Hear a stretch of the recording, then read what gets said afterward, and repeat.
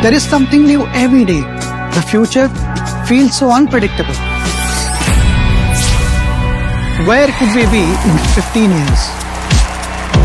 Our playgrounds may change.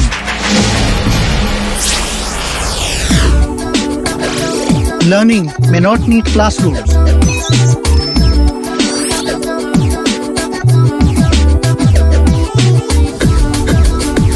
Robots might help us meet time for more important things. Will virtual life be our new social life?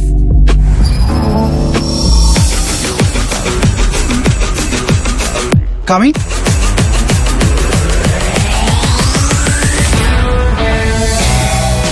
Don't worry about what the future will look like. Just prepare for it. Fearless plans from Aegis Federal Life Insurance help you and your family prepare for the future.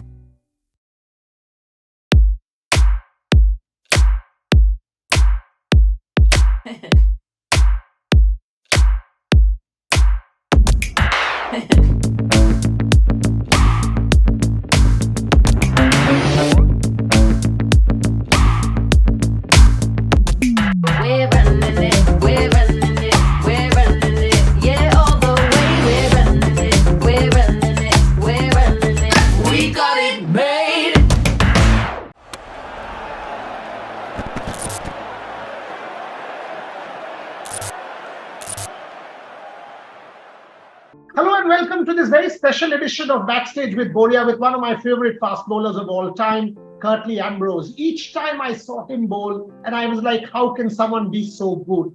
Now we see him commentate, and let me set this up for the forthcoming World Cup in India. Curtly, we've seen you do that to us multiple times, to bowlers across the world. And we've seen fast bowlers do the job for all teams come major tournaments.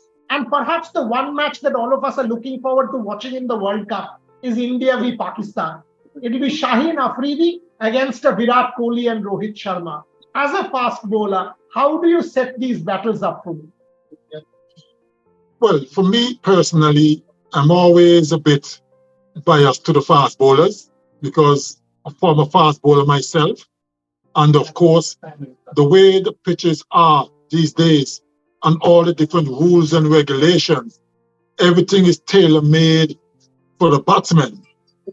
So it's a lot harder for the fast bowlers nowadays. So I'm always in the fast bowlers' corner. So whenever the fast bowlers do well, or they get a surface that is responding to fast bowling, and they make batsmen uncomfortable, I'm always happy for that. Yeah, so India plays Australia in its first game, and we know a Pat Cummins, we know a Mitchell Starc, we know they have a good lineup who will trouble our top order. How are we as Indian fans? Are we supposed to be worried? Or you've seen India from up close? Do you think India will start favourites? Well, the World Cup will be played in India, and of course, no other cricket nation know the conditions in India better than India. So that is the start. However, they will still have to play and play well because all the other cricketing nations have toured India before. They know the conditions as well. So home advantage is not something you can take for granted because if you don't play well, you could lose. So India will have to play well, and playing at home, there's a certain element of pressure because the whole Indian population expects India not only to do well, but to win the World Cup on home soil. So it's going to be added pressure for India, but I believe these guys are highly experienced and they will cope the pressure. They will cope with the pressure very well. You've given me two questions, Curtly. One, you as a bowler delivered under pressure for the West Indies and won many a close match. India has done well in ICC tournaments, 2 World Test Championship finals, multiple semi-finals in World Cups. Where do you think we are going wrong? Where do you think India sort of falters? Why does it happen that India falters at the last hurdle? Is it about pressure? Is it about something else? It could be a combination of different things. And of course, once you get to the semi-final stage and more so the finals, the pressure increases. And sometimes if you don't cope with the pressure well enough, You could make mistakes and it could cost you the game. So it's not one particular thing. And then you have to take into consideration as well that the other team are well prepared for the finals too. So it just depends on who plays better on the day, who win those key moments, usually get over the line in the end. Take Jasprit Bumrah, and now I ask a fast bowler. He will be, all of India will be hoping that Jasprit will be there, Mohammad Siraj and Mohammad Shami. But when you are coming off an injury, you've been away for a long time, you will come into a pressure situation, play the big games. How difficult is it? And can we expect Jasprit Bumrah to start firing immediately? Because the Indian fans can be relentless. They will start hoping Bumrah will fire. How difficult can that be, Curtly? Jasprit Bumrah is a wonderful bowler. Very, very different than any other fast bowlers I've seen. Very, very unorthodox, but highly effective. And yes, to answer your question, when you're coming back from an injury after a long layoff, it's always concerning for the bowler because you don't want to get injured again. And in the back of your mind, you don't want to go flat out too soon or too quick. So it's always a bit of concern in the back of your mind. So I reckon that when Bumrah does come back, he'll be an asset to the India bowling lineup. And my advice to him would be to take it a little bit slowly. Don't rush back into it or try to go flat out from day one. Obviously, he will have some practice sessions, maybe some games before, but it's always important to take it on a slower basis, build up into it.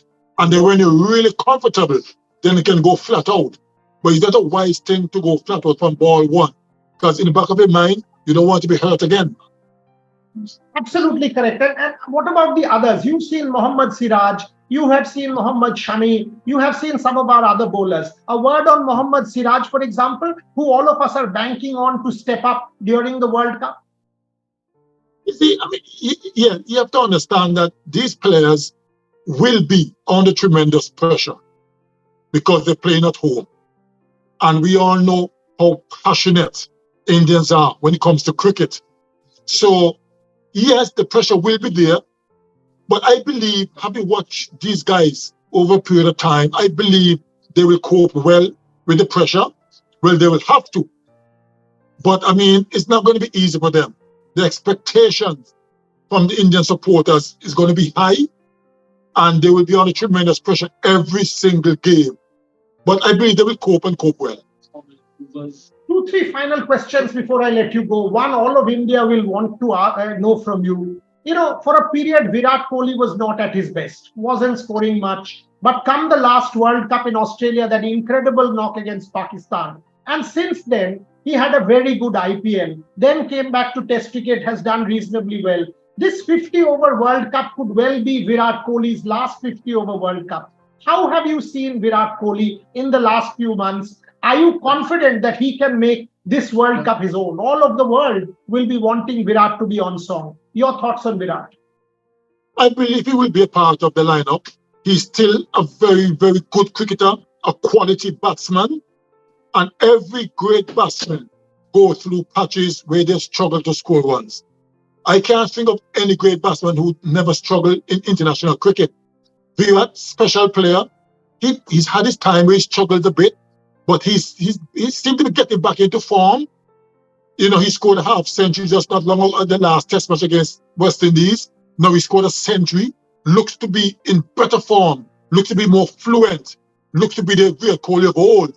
So I believe that he will be and should be a part of the World Cup lineup, not because he scored so many runs for England or India. I keep saying England.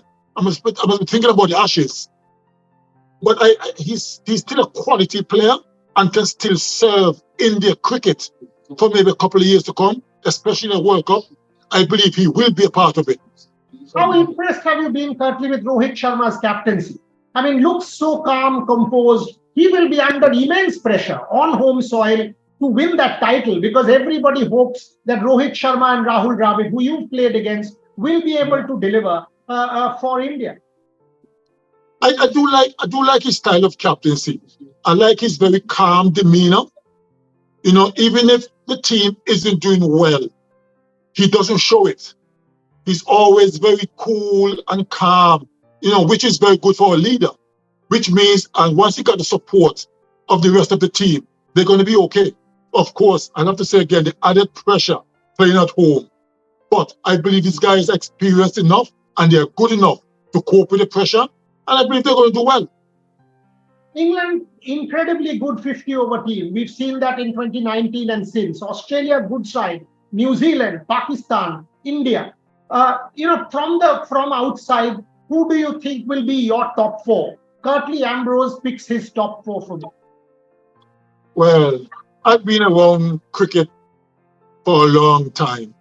And I've learned over the years from experience, it's not always wise to pick your favorites. Because too many times you pick your favorites and they don't go the distance, and then you end up with egg on your face. So I would prefer, respectfully, not to really name my top four. Of course, West Indies won't be in the competition, which is really, really sad, you know. But at the end of the day, 50-over cricket is a short game. It just depends on who plays well on the day and who win those key moments. Anybody could beat anybody on any given day.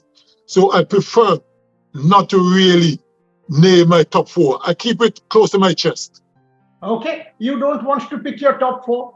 Fair enough. But I mean, a lot of people are saying that given the way 50-over cricket has been played in the last few years, India, despite playing at home, may not be favorites. England is.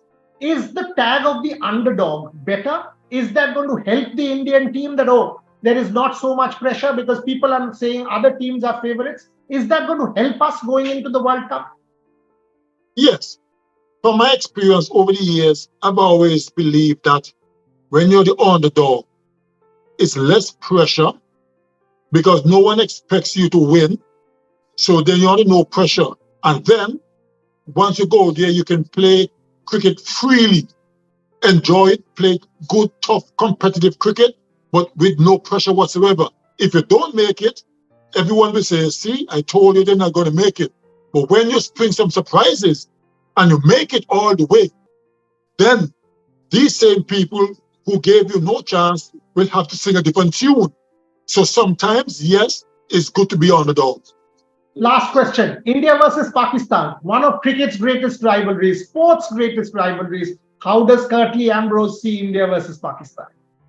Well, I'm looking forward to it because that hasn't happened for a long time. And we all know the rivalry between both nations. So I'm looking forward to it. It's going to be, I believe it's going to be some high quality cricket because both nations want to prove a point. So I expect some high quality cricket, and I know for sure the turnout will be magnificent. Everyone wants to see that competition, including myself. So I'm looking forward to it. I'll let you go there. I'll let you go, and maybe after the World Cup, quiz you again on how India performed and how you watched that competition. But absolute pleasure having you on the show, Curtly Ambrose. Been a fan. Thank you very, very much for joining me. Absolute pleasure. Thank you. Thank you very much. Thanks for having me. It was a pleasure. Take care. Thanks a lot.